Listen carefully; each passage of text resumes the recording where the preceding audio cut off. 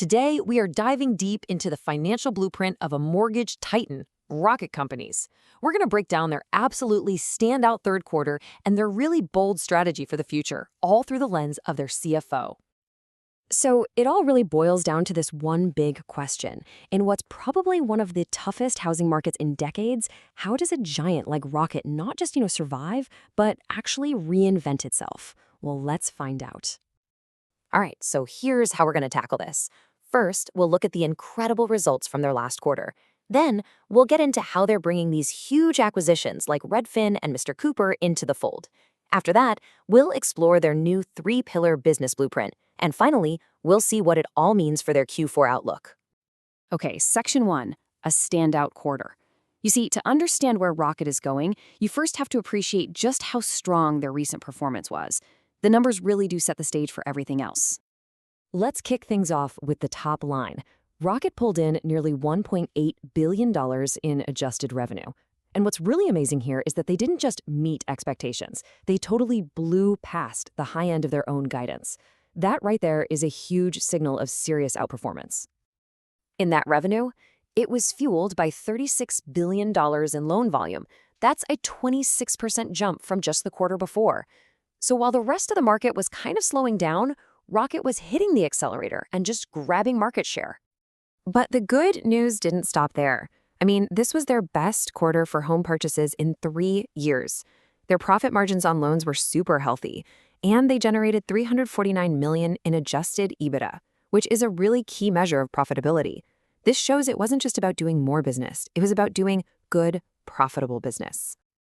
And as CFO Brian Brown said himself, when the going gets tough, the strong stand out. And the results of this quarter are clear proof of that. Honestly, the numbers completely back him up. All right, Section 2, integrating the future. Now, get this.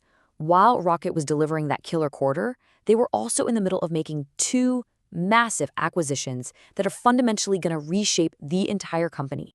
So first up, let's talk about Redfin.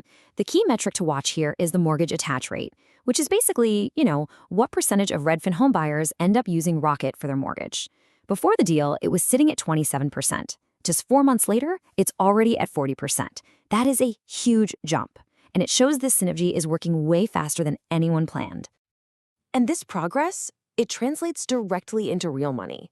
They're on track to hit their 50% attach rate target, which is going to unlock $60 million in new revenue. And at the same time, they've already captured most of the planned $140 million in annual cost savings. The execution here has just been incredibly fast and effective. Now, for the other massive piece of this puzzle, Mr. Cooper. This deal created the largest mortgage servicer in the entire industry, and the message from the CFO is crystal clear. Making this integration go smoothly is priority number 1.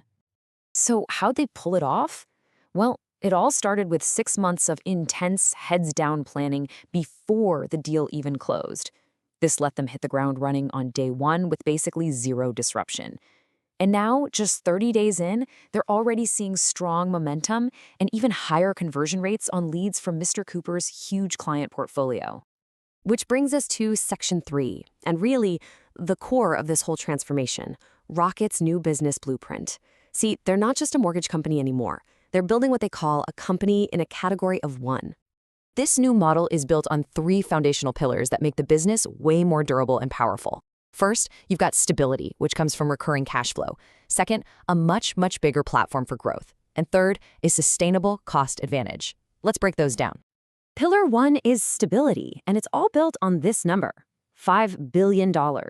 That's the stable, recurring cash flow they get every year from their massive mortgage servicing portfolio. It creates this dependable earnings base that can pretty much weather any market condition. It's their bedrock. The second pillar, growth, is all powered by this concept they call recapture. So what is that? Well, it's pretty brilliant. It's where they turn their millions of existing servicing clients into new loan clients. Because they already have that relationship, they can use AI and data to know exactly when a client is ready to buy a new home or refinance. This creates this massive low-cost growth engine. And that leads right into the third pillar, cost advantage. The old way of doing business in this industry involves spending a ton of money just to find new customers. The new Rocket model, though, combines all these client funnels from Redfin, Rocket, and their own servicing book to attract clients who are ready to go, and to do it efficiently.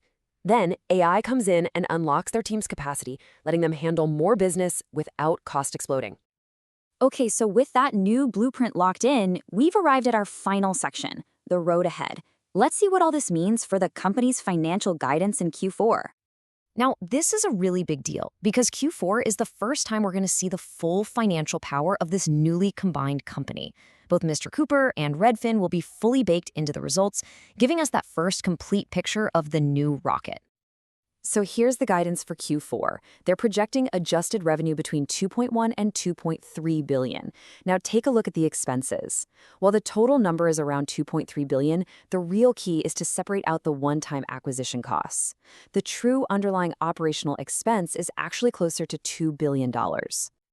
And if we break down those expenses even further, you can see the bulk of it is that $2 billion in core operational costs. The other slices, that $140 million in one-time costs and $120 million in amortization, that's just the temporary price of building this new foundation. It's the investment cost. The final message from the CFO is really one of confidence and control. The integrations, this new business model, it's all designed to put Rocket firmly in the driver's seat of its own destiny, no matter what the market is doing. And that leaves us with this final thought. By combining real estate, mortgage origination, and servicing at a scale nobody has ever seen before, and then powering it all with AI, it makes you wonder, is Rocket creating a totally new kind of homeownership company? One that's so different, it might just be the blueprint the rest of the industry will be forced to chase for years to come.